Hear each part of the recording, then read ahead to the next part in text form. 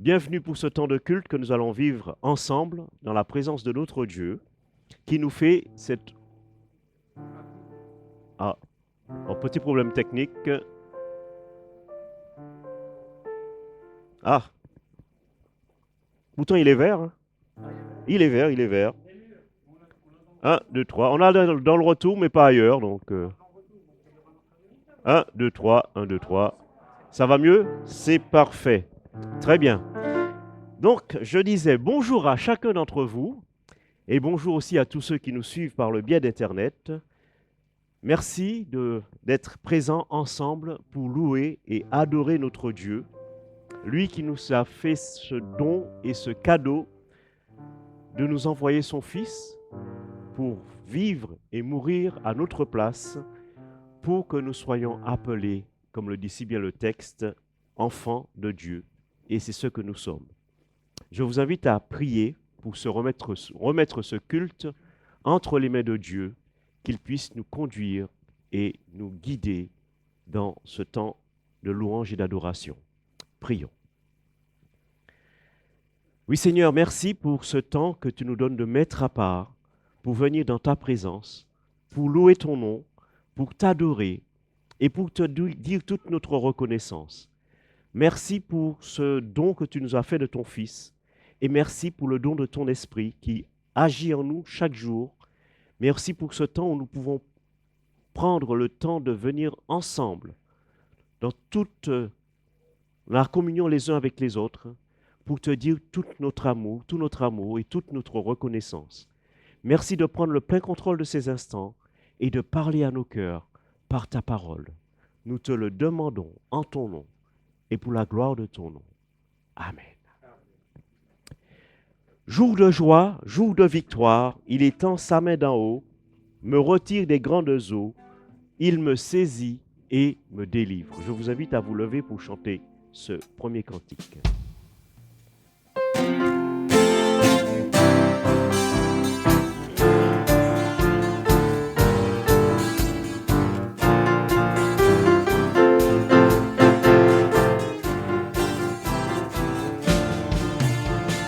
Jour de joie, jour de victoire, il est dans sa main en haut, me retire des grandes eaux, il me saisit et me délivre. L'Éternel est mon appui, devant tous mes ennemis, Dieu se lève avec éclat et marche devant moi. Jour de joie, jour de victoire, il est dans sa main d'en haut, me retire des grandes eaux, il me saisit et me délivre. L'Éternel est mon appui, devant tous mes ennemis, Dieu se lève avec éclat et marche devant moi. Dieu se lève avec éclat et marche devant moi. Voilà, j'espère que pour chacun d'entre nous, c'est un jour de victoire, un jour où nous pouvons aller ensemble à la rencontre de ce Dieu d'amour, ce Dieu qui nous a tellement aimés. Et c'est lui que nous voulons louer, que nous voulons élever de tout notre cœur. Dieu de lumière, nous voulons te louer, nous voulons t'élever.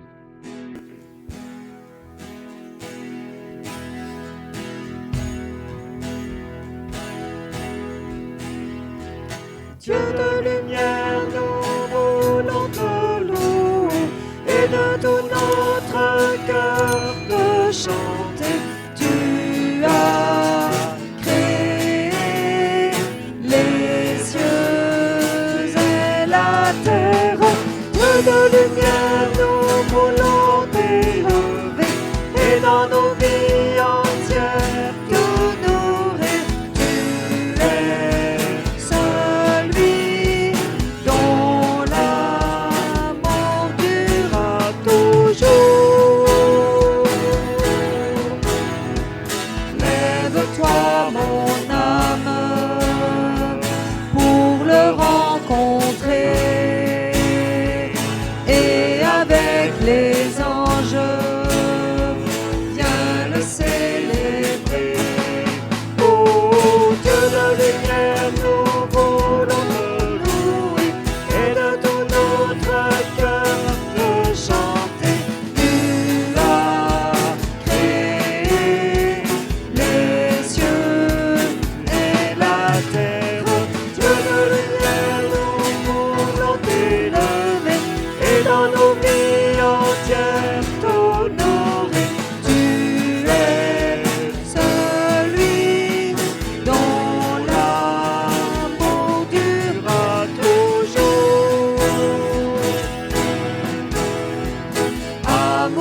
insondable, patience infinie,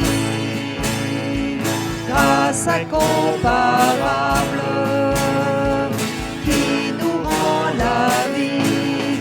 Ô Dieu de lumière, nous voulons te louer et de tout notre cœur te chanter. Tu as créé les cieux et la terre. Dieu de lumière, nous voulons t'élever et dans nos vies entières t'honorer. Tu es celui dont l'amour durera toujours.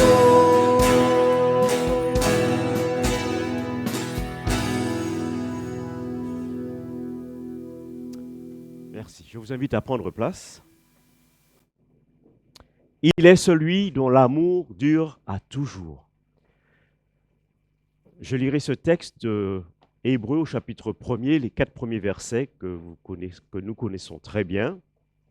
Hébreux chapitre 1, versets 1 à 4. Après avoir autrefois, à plusieurs reprises et de plusieurs manières, parlé à nos pères par les prophètes, Dieu, dans ces derniers temps, nous a parlé par le Fils, qu'il a établi héritier de toutes choses, par lequel il a aussi créé le monde, et qui, étant le reflet de sa gloire et l'empreinte de sa personne, et soutenant toutes choses par sa parole puissante, a fait la purification des péchés et s'est assis à la droite de la majesté divine dans les lieux très hauts, devenu d'autant supérieur aux anges qu'il a hérité d'un nom plus excellent que le leur. Dieu nous a parlé par le Fils. Il a envoyé son Fils pour venir nous parler de Dieu, nous montrer Dieu. Vous vous rappelez de cette question des disciples qui dit « Montre-nous le Père ». Et Jésus lui dit « Mais ça fait tellement longtemps que je suis avec vous que vous ne m'avez pas connu. Vous n'avez pas connu le Père. Celui qui m'a connu a connu le Père. » Nous le connaissons parce qu'il est Dieu. Il est de tout temps Dieu. Il a hérité d'un nom plus excellent qu'aucun des anges. Comment ne pas le louer, comment ne pas l'adorer, parce qu'il est Dieu, parce qu'il est au-dessus de tout. Voilà, je vous invite à prendre un temps et si 2 personnes veulent bien prier, remercier et adorer ce Dieu qui est tout-puissant. Prions. Oui Seigneur, c'est avec joie que nous voulons venir dans ta présence, entrer dans ta présence avec nos chants, avec nos paroles, avec nos prières, te dire toute notre reconnaissance parce que tu en vaux la peine, parce que tu es au-dessus de tout. Oui Seigneur, nous voulons louer ton nom et t'adorer.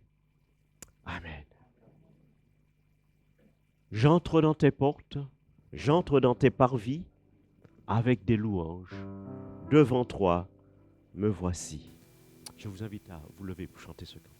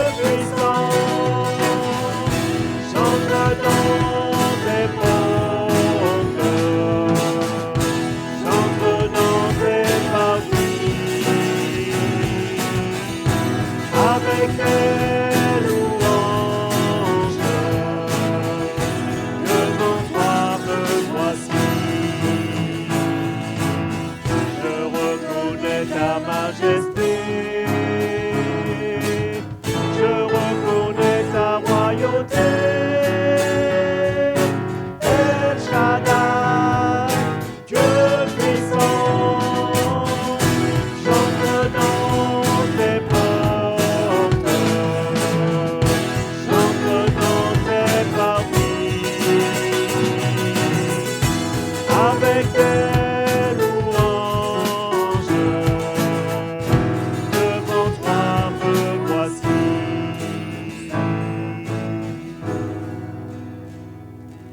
je vous invite à prendre place. Continuons notre réflexion sur l'autorité contestée.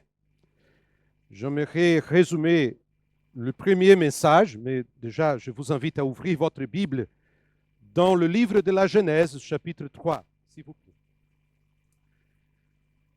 Dans le premier message, nous avons vu qu'avant la chute dans l'Éden, il y a eu une rébellion dans le ciel menée par une créature de Dieu, un chérubin gardien qui, motivé par l'orgueil, a contesté l'autorité divine et a désiré dans son cœur être égal au Très-Haut. Cette rébellion est décrite dans le livre de l'Apocalypse et selon ce que nous lisons, un tiers des anges ont suivi cet être que la Bible appelle Satan. C'est lui qui a motivé le péché et qui tente les hommes et les femmes pour les éloigner de Dieu. Il a tenté de détruire le ministère de Jésus. Il se retourne contre tout ce qui concerne l'œuvre de Dieu. Mais le plus important est de savoir que tous ceux qui sont en Christ ont l'autorité pour le vaincre.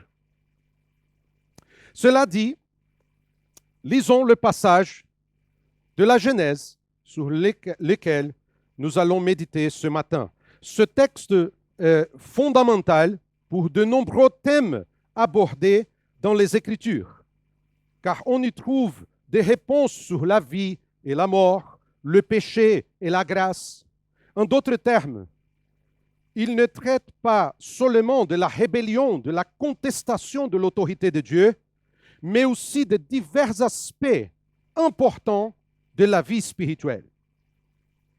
Certains interprètent ce passage comme un fait historique, d'autres cependant comme une simple allégorie, étant ainsi de vider le texte de son sens.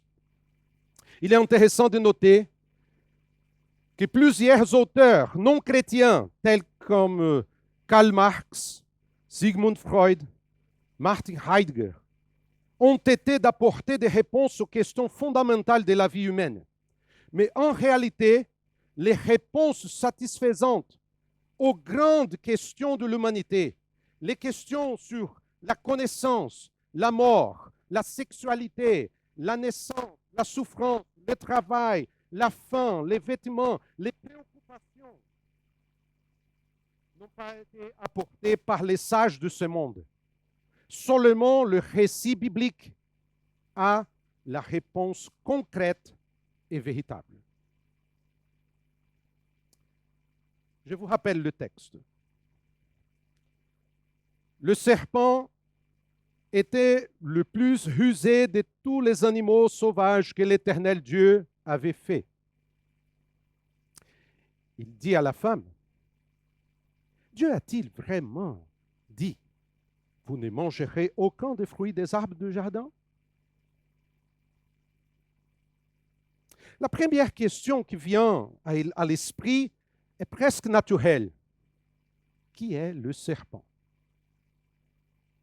Certains y voient la personnification de Satan, d'autres, principalement dans l'exégèse juive, une figure purement symbolique. D'autres encore pensent qu'il s'agissait d'une figure mythologique, tandis que certains pensent qu'il s'agissait simplement d'un animal comme les autres. Dans le texte lui-même, le serpent n'a pas de nom. Il n'a pas de nom. Il est expressément appelé créature de Dieu, qui dans ce cas a été utilisé par Satan pour tromper nos premiers parents. Il est intéressant de noter que le même mot pour serpent,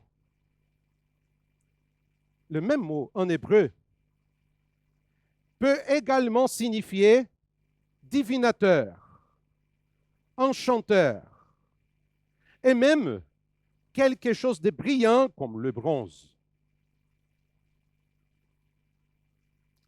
Sans se rendre compte, Adam et Ève se trouvait face à un être rebelle, prêt à utiliser toutes les armes pour les tromper.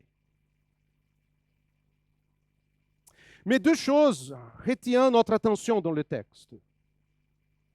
La sagacité du serpent et sa capacité de parler.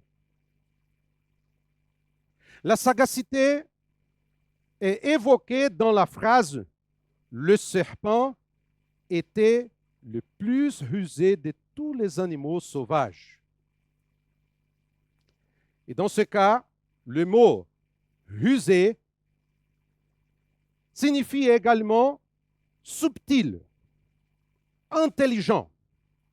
Il désigne quelqu'un qui est prudent, habile dans ses affaires. Mais le serpent parle aussi. Le texte dit, et il dit à la femme. Lorsque la Bible parle d'un animal qui parle, il y a derrière cela une causalité mystérieuse et énigmatique. Par exemple, l'ânesse de Balaam a parlé. Et sans aucun doute, elle l'a fait par la volonté divine. Nombre chapitre 22. Mais ici, l'action n'est pas divine, car Dieu ne tente pas l'être humain, comme dit Jacques chapitre 1, versets 13 et 14. Ainsi, la voix du serpent était en réalité la voix d'un être maléfique, Satan, le diable, conforme Jésus a dit en Jean chapitre 8, verset 44, et comme Paul a dit dans 2 Corinthiens chapitre 11, verset 3 et verset 14. Et ici, nous sommes amenés à examiner ce qu'a dit le serpent. C'est ainsi que Dieu a dit, « Vous ne mangerez pas de tous les arbres du jardin ». Cette phrase prononcée par le serpent est difficile à interpréter en hébreu, car elle révèle une ambiguïté entre les lignes. C'est très intéressant parce que la phrase en hébreu commence par deux mots, afki. Et le but de cette phrase est de susciter le doute. Est-ce que vraiment le cas? Luther l'a traduit comme oui, mais est-ce que? Il a commenté ainsi dans sa traduction. Je ne parviens pas à bien reproduire l'hébreu, ni en l'allemand, ni en latin, car le mot afki sonne comme si quelqu'un torduisait le nez en riant, en se moquant de moi. Est-ce que? Et remarquez que le serpent appelle Dieu Elohim. C'est le nom de Dieu créateur. Il ne parle pas de Dieu comme Adonai, Yahvé ou Yahweh, le nom de Dieu, qui est le nom utilisé comme Dieu, comme sauveur, comme rédempteur. Dans toutes ces choses, on peut voir quelque chose de troublant. Lorsque nous examinons calmement le scénario que nous présente la Bible, nous pouvons trouver plusieurs éléments intéressants lorsque nous réfléchissons sur l'autorité et la rébellion, l'obéissance et la contestation. Et j'aimerais réfléchir avec vous un peu plus avec vous ce sujet. Tout d'abord, la rébellion est toujours astucieuse. Lorsque nous parlons d'une rupture d'autorité, lorsque la contestation surgit dans un environnement, cela se fait pas toujours de manière claire et directe. Ce chérubin plein de beauté et de perfection qui se trouvait dans le jardin d'Éden, à un moment que nous ne savons pas quand, a commencé à nourrir dans son cœur quelque chose de mauvais et dangereux. Je vous rappelle ces deux textes que dans le premier message je citais. En Ézéchiel, il dit « La violence qui a rempli ton cœur, de ta grande bonté, tu t'es enorgueilli et tu as laissé ta splendeur pervertir ta sagesse. Une pointe d'orgueil est née là, dans le cœur. Ésaïe dit aussi, tu disais dans ton cœur, je monterai au ciel, je hisserai mon trône au-dessus des étoiles de Dieu. Je monterai au sommet des nuages, je ressemblerai au Très-Haut. Et ici, nous voyons à quel point le péché est trompeur. Il est vraiment subtil, car il semble envahir l'âme d'une manière silencieuse et presque imperceptible. Selon les Écritures, le grand problème humain ne réside pas dans la raison, mais dans le cœur. C'est ça que dit Jésus en Matthieu chapitre 15, verset 18 avant. Le cœur est le siège de notre personnalité, de notre conscience. C'est le cœur qui dicte la conduite morale de l'être humain. Et cet ange qui avait été créé bon a laissé certains sentiments envahir son cœur et l'ont conduit à se rebeller, à s'opposer à l'autorité de Dieu. Ne nous y trompons pas, chers frères et sœurs. Tout péché est une rébellion contre Dieu et son autorité. Mais il ne commence pas par un coup de tonnerre, mais par la ruse de cet être maléfique qui lance des idées et des sentiments pour rompre avec ce qui est bon.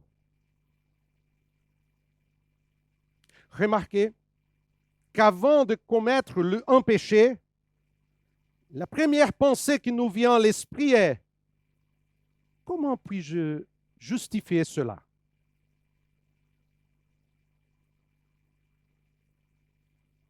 Nous savons que c'est mal, mais il semble que notre être ait tendance à trouver quelque chose qui dise « D'accord, c'est mal, mais… » L'être humain, il y a toujours un « mais ». Faites attention, le mot « ruser », le même mot dans l'hébreu, « ruser », est utilisé pour « prudent » dans le livre des Proverbes. Mais au lieu d'être prudent, nous voulons parfois être rusés, laissant notre cœur être trompé par des sentiments qui surgissent. Voyez par exemple que David aurait dû être à la guerre, combattant avec ses soldats, mais il était au palais, apparemment oisif, sur la terrasse, en regardant la belle épouse d'un de ses soldats les plus fidèles, il la désira. Mais avant l'adultère, des idées subtiles ont certainement surgi dans son cœur. Et lorsque nous lisons le récit biblique, nous voyons que la sagacité est un élément qui guide les actions de David, où un abîme appelle un autre abîme.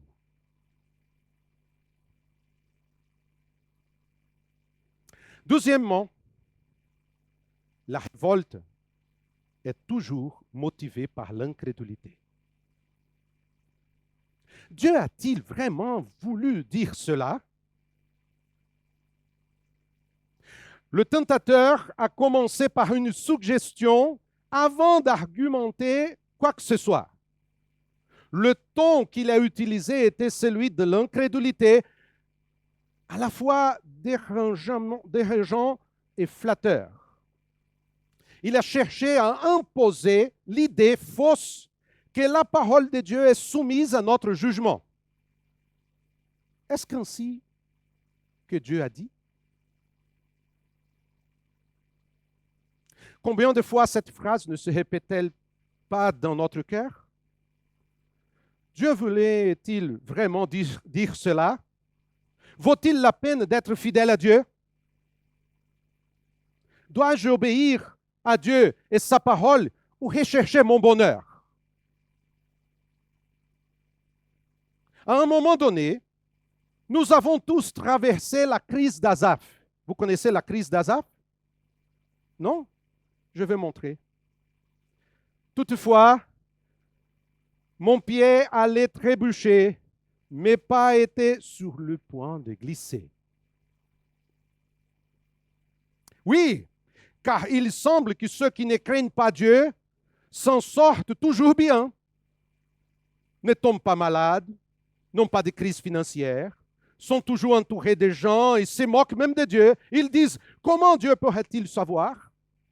Y a-t-il la connaissance chez le Très-Haut? Entendez-vous la voix du serpent ici? De la serpent ici? De le serpent? Du serpent ici? Entendez-vous? Il parle. Et lorsque cela se produit, lorsqu'une certaine incrédulité commence à surgir, nous sommes tentés à penser que la parole de Dieu est soumise à notre interprétation. Le danger est alors que nous déformions le texte pour l'adapter à ce que nous voulons. Permettez-moi d'être clair. Cette attitude rebelle est un affront à l'autorité de Dieu révélée dans la parole.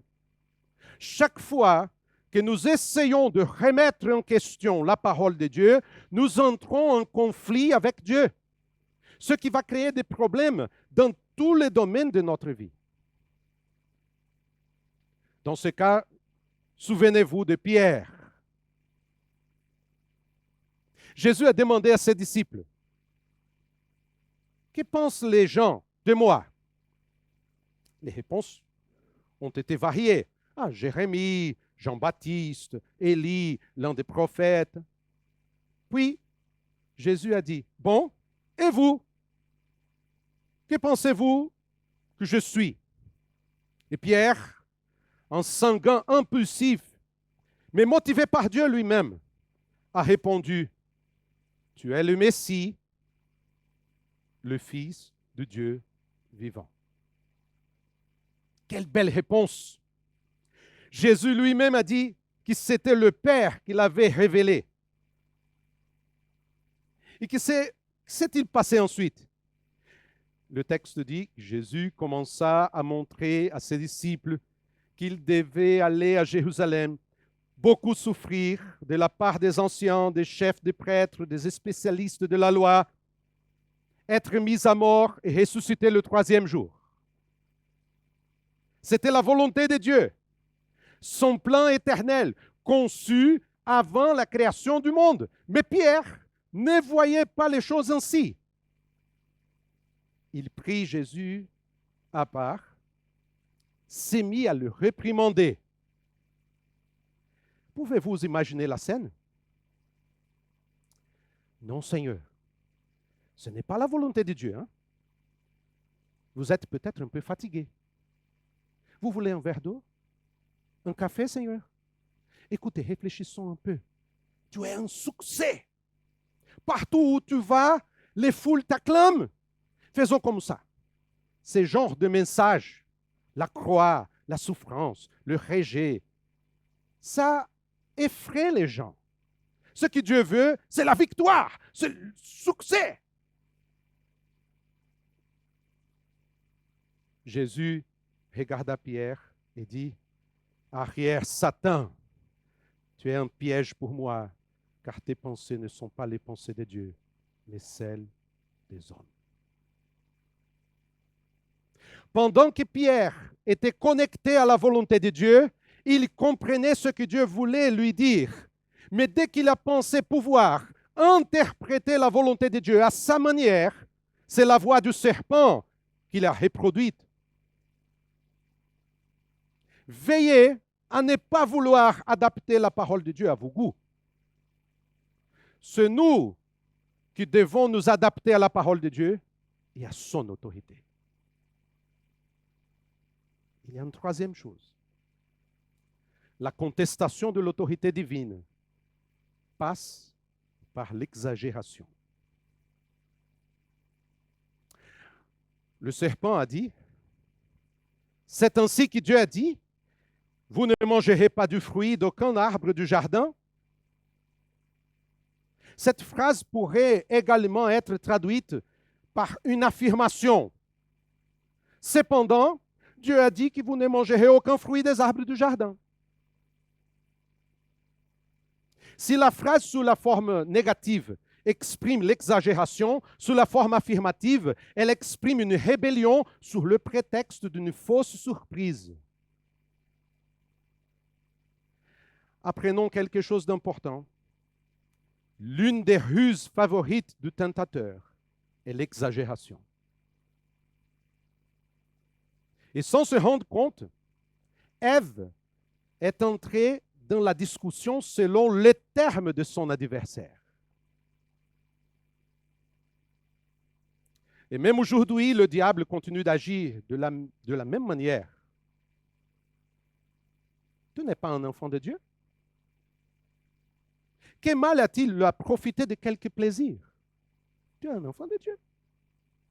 Ou pas? Tu ne peux pas être heureux? Cette façon de déformer et de créer une perspective exagérée de la loi de Dieu est une manière d'accuser Dieu, comme s'il avait menti. Le Seigneur Dieu avait dit, tu peux manger librement de tous les arbres du jardin, en interdisant seulement l'arbre que le serpent présentait. Ce que nous apprenons ici, c'est que Satan méprise les bons dons de la plénitude accordés par Dieu et fait passer son commandement pour inutile. Quelle est la conclusion que nous pouvons arriver ce matin? Je voudrais terminer ma réflexion en vous rappelant 3 choses et j'espère que vous méditerez cette semaine à partir de la question suivante. Quelle doit être ma relation avec l'autorité de Dieu? 3 choses simples. Premièrement, soyez prudents. La sagesse consiste à craindre l'Éternel. Proverbe, chapitre 1, verset 7. N'utilisez pas votre intelligence pour justifier votre désobéissance. La prudence nous conduit à mener une vie qui plaît à Dieu, à examiner nos attitudes sous l'angle de cette révérence pieuse. Notre premier objectif est de plaire à Dieu et non à nous-mêmes. La sagacité tente de trouver des justifications au péché, tandis que la prudence se concentre sur la submission à Dieu et sur le fait de vivre pour sa gloire. Deuxième chose, croyez toujours à la parole. Si la parole de Dieu est la vérité, croyez-y et obéissez-y. La foi de l'obéissance repose sur la perspective que ce que Dieu a laissé comme norme et principe est le meilleur, qu'il est plus sage que nous. Vous n'êtes pas en mesure de remettre en question la volonté de Dieu, car l'incrédulité ne vous mènera pas sur le bon chemin. Souvenez-vous de Pierre. Connecté au Père, il a reconnu la personne du Fils. Connecté à la vision étroite, humaine, il a parlé comme le diable. Et finalement, méfiez-vous d'exagération. Beaucoup de gens parlent au nom de Dieu avec la voix du serpent. Je veux répéter. Il y a beaucoup de gens qui parlent au nom de Dieu. Mais la voix, c'est du serpent. Il existe de nombreuses déformations de ce que Dieu a expressément laissé dans les Écritures. C'est pourquoi nous devons bien connaître la parole de Dieu. Je suis triste de constater que beaucoup de croyants connaissent mieux les idées exagérées et sans aucune profondeur biblique de certains prophètes, entre guillemets, que la parole de Dieu est la même. Des chrétiens qui sont toujours connectés dans le YouTube pour regarder des messages qui parfois sont pleins d'hérésie, mais ne connaissent aucune page de la Bible. Et quand on commence à étudier la parole de Dieu profondément, commence à se plaindre. Est-ce que nous avons besoin d'étudier toutes ces choses? Si vous ne connaissez pas la base de la parole de Dieu, comment vous serez capable de comprendre la volonté de Dieu?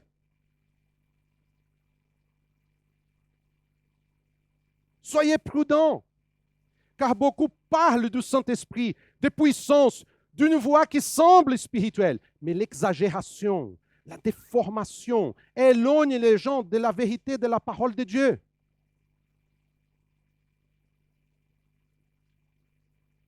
Je vous rappelle une chose.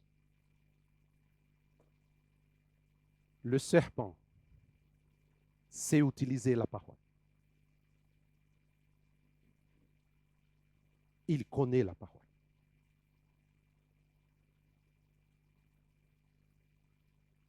Il n'y a pas de bonne compréhension de l'autorité sans soumission à l'autorité de Dieu. Que le Seigneur nous aide à être prudents, fidèles et attentifs à sa parole. Je vous invite à prier, s'il vous plaît.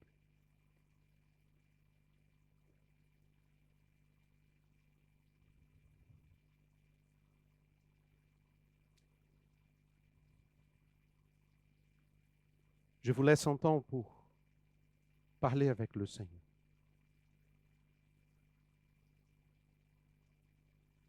Je vous laisse un temps pour dire, Seigneur,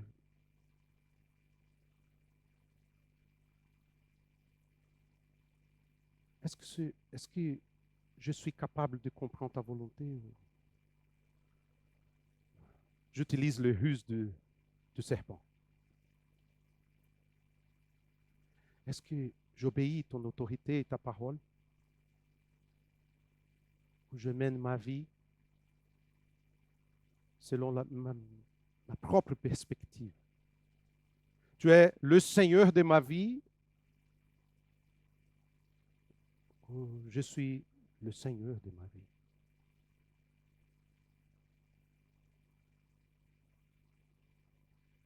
Notre Dieu, notre Père, nous te remercions pour ta parole qui éclaire nos esprits et qui nous guide dans le bon chemin. Nos premiers parents ont été trompés par la ruse du serpent.